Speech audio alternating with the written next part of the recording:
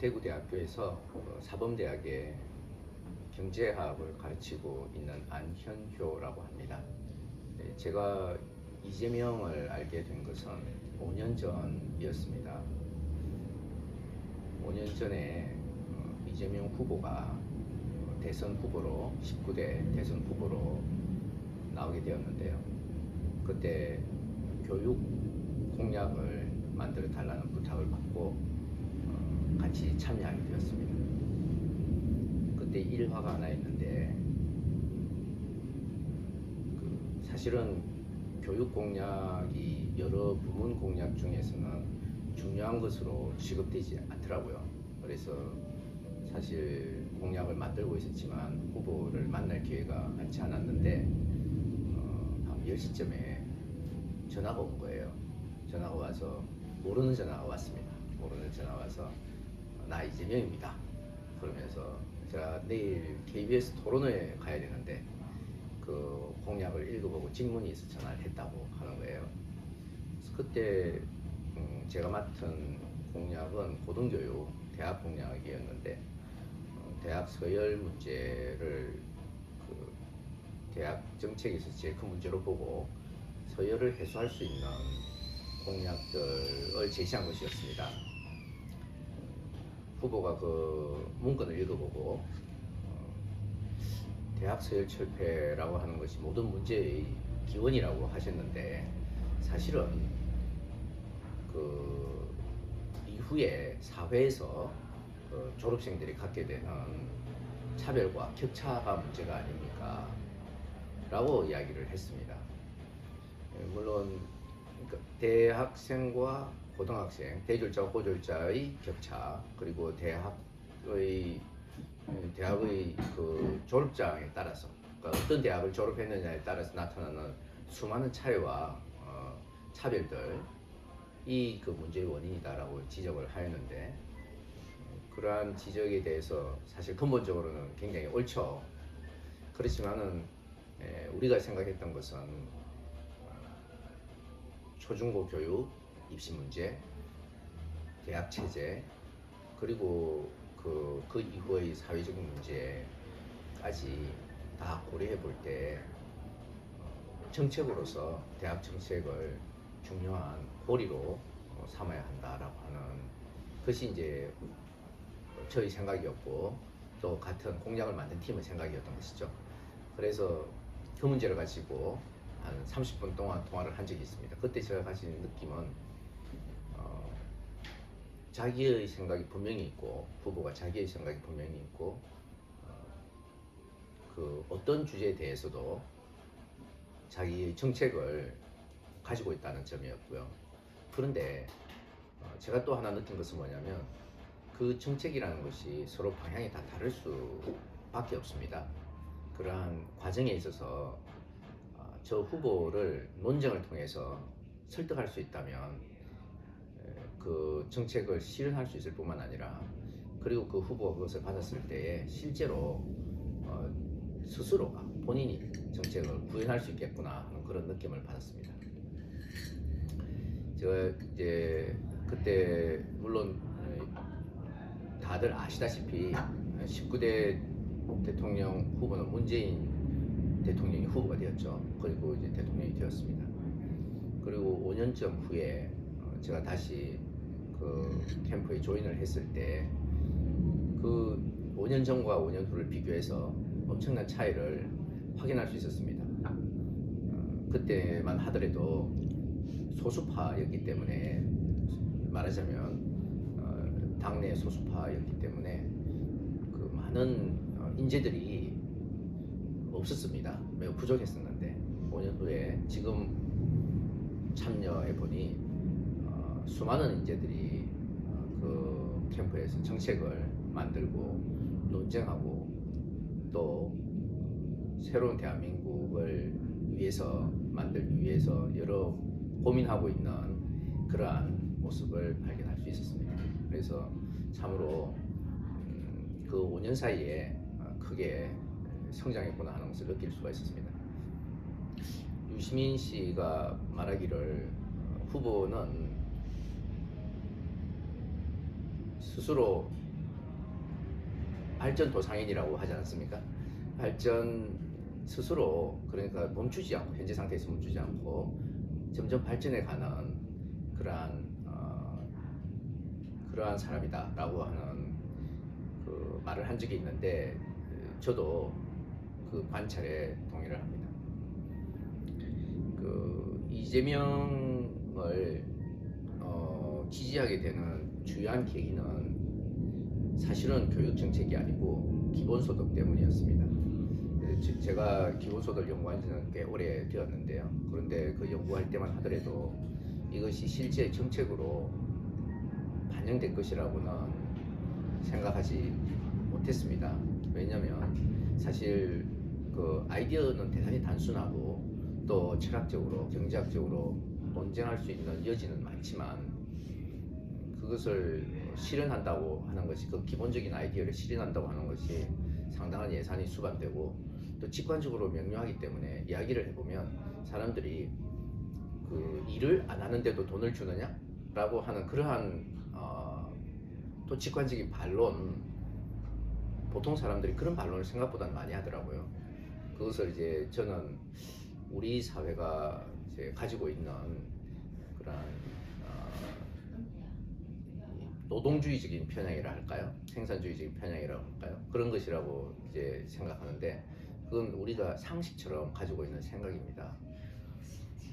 그러한 것이 보통 사람들이 그런 생각을 하는 걸 보면서 이게 그 사실 이제 보통 사람들의 생각이 상식처럼 이렇게 받아들여지는 것과 또 말하자면 진리는 같은 이야기가 아니거든요. 그러니까 그러한 상식적인 생각을 이 시대가 조금씩 바뀌면서 같이 바뀌어 나갈 거다라고 이제 생각을 하고 있었지만 그것이 빠른 시일 내에 오리라고 생각하지 않았습니다. 그런데 그 성남시장으로 있을 때에 사실상 성남시장으로 있을 때에 실제로 이 기본소득의 아이디어를 받아들여서 물론 이 기본소득은 민주당에서 한때 주요한 정책으로 채택한 적도 있습니다. 그래서 기본소득이란 그렇지만 이제 그걸 구현하지 못했는데 그 기본소득이란 아이디어를 받아들여서 그 실제로 시행한 것은 청년 1년간을 한 100만 원 정도 그것도 지역화폐로 지급한 것이죠. 그래서 제가 그 기본소득을 공부한 입장에서 이렇게 볼 때는 그러한 식의 응용 동작, 현실을 적용시키는 방식 이런 것은 저도 미처 생각하지 못했던 것이죠. 그런데 그 후보가 기본소득이 좋다라고 생각을 하니까 그것을 주어진 여건 속에서 주어진 현실 속에서 어떻게 구현시키고 구체화할 것인가라는 것을 스스로 찾아내더라는 것입니다. 그래서 이제 일종의 창의적인 응용 동작을 하는 사람이었다 그런 생각이 들었습니다. 그건 무슨 얘기인가 하면 어떤 학자들 같은 경우에는 저런 게 필요하겠구나 라고 이제 쉽게 주장을 합니다. 쉽게 주장을 하지만 실제로 그것을 실현시켜 보려고 하면 쉽지 않죠. 왜냐하면 그 주장이 현재 있는 것, 현 체제에 있는 것이 아니고 새로운 것이라고 한다면 돈이 들게 될 것이고요. 그것을 시행하는 과정의 구체적인 프로그램도 있어야 될 것이고 더더욱 문제되는 것은 그 정책을 시행할 때 일종의 이해 당사자들이 생긴다는 것입니다. 그래서 그 정책으로부터 이익을 얻는 사람과 그 정책으로부터 손해를 받는 사람이 있는데 그 사람들 사이에 갈등이 있습니다. 그래서 그런 갈등이 치열하면 치열할수록 그 리더십이 굉장히 중요한데요. 그 리더십이라고 하는 것은 다른 것이 아니고 그 갈등 과정에 있는 사람들을 설득함과 동시에 그 사람들이 이해할 수 있게끔 그 사람들이 수용할 수 있게끔 그 정책의 어떤 형태를 잘 보강해야 되는 것이죠. 그런데 보강하는 과정에서 잘못하면 그 정책의 원래 방향은 없어지고 실제로는 껍데기만 있는 경우가 허다합니다. 그러니까 이 정책을 구체화한다는 것이 굉장히 어려운 일인데 예를 들면 그 정책을 있는 그대로 하기가 어렵기 때문에 조금씩 변형을 시키는데 그 변형시키는 한 단계가 그 정책의 궁극적이고 본질적인 내용을 반영할 수 있도록 변형돼야 되는 것이죠. 그런데 이제 제가 그 성남시장 시절에 기본소득을 시행하는 것을 보니까 그 기본소득이 그 기본적으로 가장 핵심은 어떤 차별성이 없어야 합니다. 차별성이 없어야 하는데 차별성이 없게 하려고 하면 모든 사람에게 줘야 하잖아요. 예를 들어 성남시 같으면 성남시 시민 모두에게 줘야 하지 않습니까? 그 모두에게 준다는 것으로 인해서 금액을 만약에 모두에게 주려고 하면 금액이 아주 작아지게 될 것입니다. 그러면 의미가 없게 되니까 금액을 의미 있게 올리려고 하면 차별적으로 해야 되는 것이죠. 어떤 기준을 정해가지고 일부는 주고 일부는 안 주고 이렇게 해야 되는 것이거든요. 그런데 그 불가피한 상황이었습니다. 그 예산은 따로 없으니까 성남시장으로서 할 수 있는 건 추가적으로 만들 수 있는 건 아니잖아요. 있는 예산을 자기가 전략을 해서 줘야 하는 상황이죠. 그 상황에서 사람들이 이것이 다른 정책이다. 기존에 진행된 수많은 정책과 비교해서 다른 정책이라는 것을 체감할 수 있도록 해줘야 하는 것이죠. 그때 어떻게 차별을 둘 거냐라는 생각을 해볼 수가 있는 겁니다. 통상적으로 그런 경우에는 대개 그 자격을 두어서 자격 조건에 맞는 것을 찾습니다. 예를 들어서 일을 하는 사람을 기준으로 해가지고 주는 경우가 있고 또 일을 안 하는 사람을 기준으로 해서 주는 경우가 있고 이런 식으로 이제 하는 것인데 실제로 이재명 시장이 선택한 것은 나이라는 기준을 가지고 한 것이죠. 나이라는 기준은 일을 하는 것과 일을 하지 않는 것, 소득이 많은 것과 소득이 작은 것 이런 식으로 하는 통상의 기준과는 좀 다른 선별 기준이라고 할 수 있는데 그 나이라는 그 카테고리 안에 들어가는 것은 누가 잘하고 못하고 상관이 없잖아요. 물론 이제 그 나이에 들어있지 않아서 못 받는 경우에는 섭섭할 수는 있지만 그 나이에 들어가고 말고 하는 것은 자기의 능력과도 상관이 없고 자기의 신분과도 상관이 없는 거죠. 그러니까 그 나이 구간에만 들어가면 보편적으로 지급이 되는 것이지 않습니까? 그래서 첫 번째는 이 사람은 기본소득이라는 그 정책의 그 원초적인 형태를 살리기 위해서 주어진 조건 하에서 제약 하에서 원초적인 것을 살리기 위해서 그걸 굉장히 고심을 했구나 하는 생각을 했었고요. 그래서 그 한 해의 나이대가 반응이 좋다면 그것을 점차 올려서 갈 수가 있는 것이지 않습니까? 사실 바로 그것 때문에 저는 성남시장에서 경기도지사 되었다고 생각을 합니다. 그 다음에 두 번째 흥미로운 것은 그 기본소득을 현금으로 주지 않고 지역화폐로 주었다는 점입니다. 이것은 사실은 기본소득을 연구하는 사람 사이에 굉장히 논쟁이 되었던 부분인데요. 왜냐하면 기본소득은 현금을 지급한다는 것이 핵심적인 내용입니다. 현금을 지급함으로써 지급받은 사람이 자신의 선호에 의해서 자신이 주체적으로 소비를 할 수 있는 것입니다. 무엇이든지 소비를 하도록 하는 그 개인에게 의사결정을 넘겨주는 그러한 정책이라는 거죠. 철학이고 정책이라는 거죠. 그런데 지역화폐로 주었기 때문에 그 지역화폐의 유통 범위를 규정을 하게 되면 그런 기본소득의 정신과는 훼손이 다른 것입니다. 그것은 기본소득과는 조금 다른 것입니다. 그런데 이 정책이 우리는 이제 학자니까 몰랐죠. 처음에는 이러한 정책을 쓰려고 할 때 그 뭐 정책을 시행하는 사람이 하는 걸 우리가 말릴 수 있는 건 아니니까 지켜보았는데 그것이 놀라운 결과를 초래를 했습니다. 어떤 것이냐면 지역화폐를 주는데 그러면 지역적으로 제한이 되잖아요. 그 지역 안에서만 쓰게 되지 않습니까? 그리고 그 지역에서 쓸 때 쓰는 이 돈을 받을 수 있는 단말기를 들고 있는 데에서만 쓸 수가 있는데 그것을 소상공인으로 한정을 했기 때문에 소상공인에게 집중적으로 지출이 되는 겁니다. 경제학에서는 성수효과라고 하는 것이 있는데요. 돈을 얼마를 쓰면 그 돈을 가지고 매출이 일어났으니까 그 매출을 가지고 또 돈을 쓰게 됩니다. 그렇게 돈을 쓰는 것이 소득이 되고 소득이 다시 돈을 쓰고 또 소득이 되고 하는 그 순환고리가 있는데 그 순환고리를 통해서 실제 돈을 10원을 쓰면 예를 들어 30원 정도의 성장이 일어나는 그런 그 이론이 있습니다. 모델이 그 이론이 있습니다. 그런 경우에는 성수가 3이 되겠죠. 10원을 썼을 때 3배가 소득이 늘어났다 이렇게 하면 3이 되겠죠. 그래서 그러한 그 모형이 있는데 그런 모형이 작동한 겁니다. 그 지역에서. 그래서 부수적인 효과로 어떤 일이 일어났냐면 돈은 청년에게 주었는데 그 지역 소상공인이 좋아하더라는 겁니다. 일반적으로 민주당의 그 지지 기반은요 주로 노동자나 서민 또 중산층입니다. 실제로 소상공인들은 민주당의 지지 기반이라고 보기는 어려웠습니다. 그런데 이재명 후보는 그 민주당의 주요 지지 기반이 아닌 새로운 지지 기반을 구축한 것이죠. 찾아온 거죠. 그리고 그 고리가 바로 지역화폐를 지불하는 기본소득이었다는 거죠. 그래서 사실 이제 좀 제가 길게 설명을 드렸는데 이것을 이제 보면서 이 이재명이라는 사람이 굉장히 뭐랄까 그 도그마에 빠지지 않는, 그러니까 이념과 도그마에 빠지지 않는 사람이구나 그런 생각을 했습니다. 그래서 이제 이재명이 가지고 있는 큰 자산 중에 하나는 실용주의다 이렇게 볼 수가 있습니다.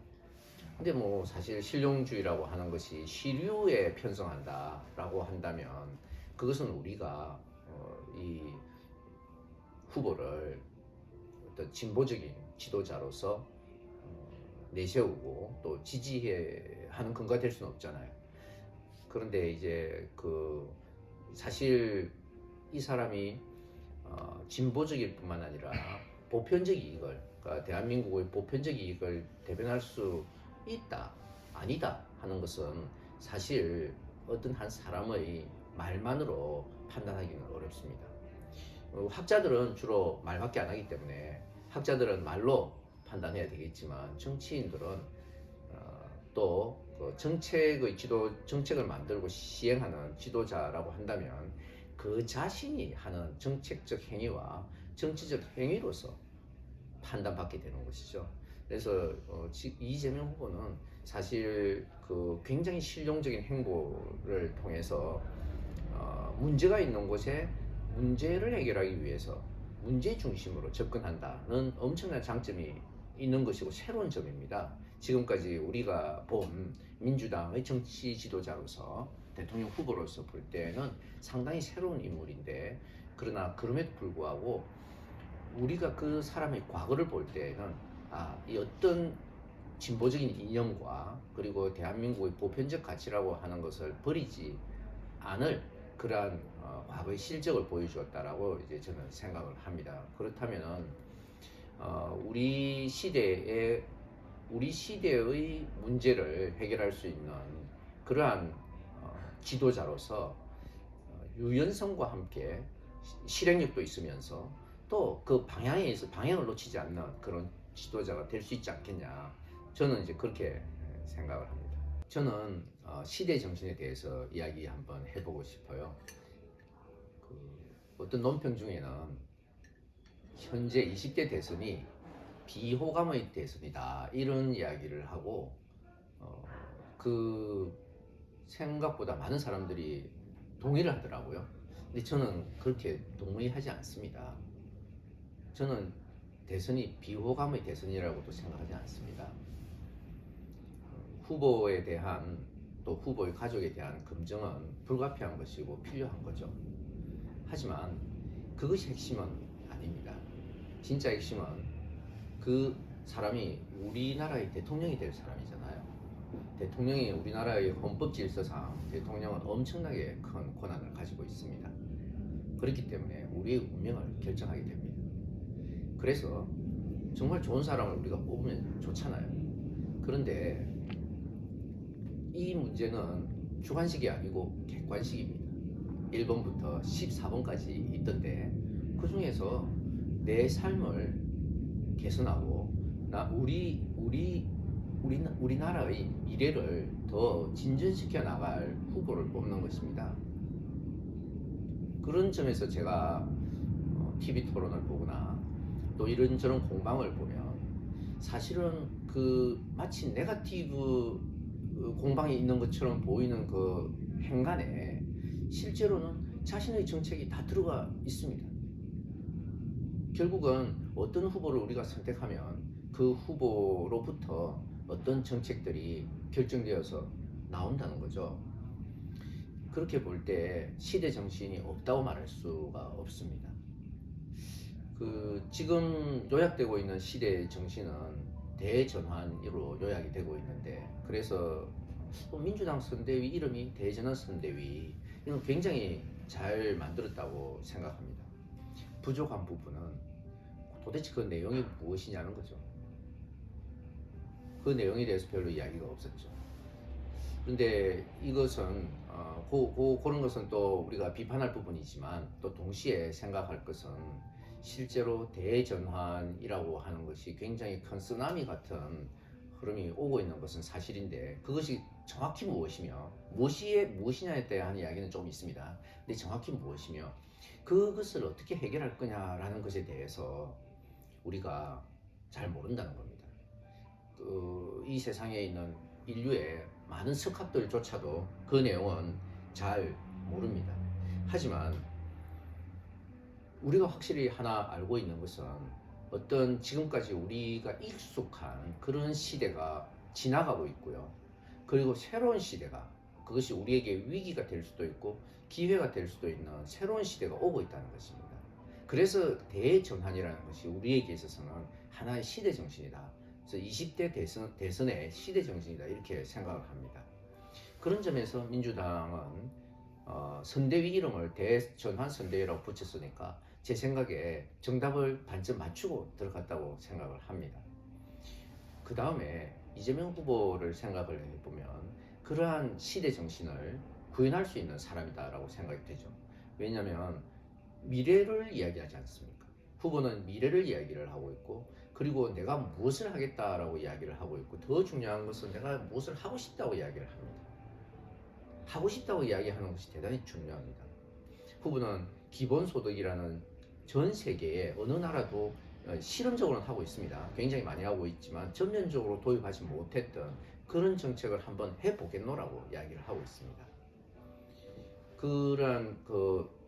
그런데 이제 더 중요한 것은 제가 성남시장으로서의 그 정책 사례에서 말씀드렸듯이, 저는 어떤 믿음을 가지고 있느냐면, 정말 우리 국민들이 무리하구나, 불가능한 일을 하고 있구나 라고 생각하지 않게끔 잘 정리정돈해서 순차적으로 우리가 수용하기 쉽게끔 그렇게 만들어낼 수 있을 것이다 라고 생각을 합니다. 또 두 번째, 후보가 제기하고 있는 굉장히 중요한 시대 정신에 관한, 미래의 문제의식에 관한 지점이 있다고 생각을 합니다. 저는 여러 사람들 만날 때마다 말미에 꼭 이야기를 하는데요. 그 슬로건에 보면 나를 위해 이재명이라는 것이 있습니다. 이것은 엄청나게 큰 변화입니다. 지금까지 우리는 정치 지도자가 우리에게 무엇을 해주기를 원하지 않았습니까? 그리고 잘하면 잘한다고 평가하고 못하면 못한다고 욕을 했습니다. 그런데 이재명 후보가 사실은 지향하고 있는 그 손가락 끝의 방향은 뭐냐면, 내가 해야 된다는 것입니다. 그리고 내가 요구하는 것을 자기가 시행하는 모습이다 라고 이야기하지 않습니까? 그래서 저는 나를 위해 이재명이라고 하는 그 슬로건이 제일 마음에 들고, 또 앞으로 대전환의 시대에 일어날 일 중에 하나가 우리 사회의 어떤 일을 해결하는 데 있어서의 갈등이라는 것이 있는데요. 그런 갈등을 해결하고 새로운 해법, 그리고 전대미문의 과제에 우리가 답을 모르는 겁니다. 그런 전대미문의 과제에 답을 찾는 그것은 우리가 토론을 통해서 우리가 참여하고 우리가 만들어내야 된다 하는 그런 시대가 도래할 것이라는 겁니다. 이재명 후보는 바로 그러한 시대를 도래하게 하는 모습으로서, 그리고 그 재료로서 스스로를 자리매김하고 있다고 저는 생각하고 있습니다.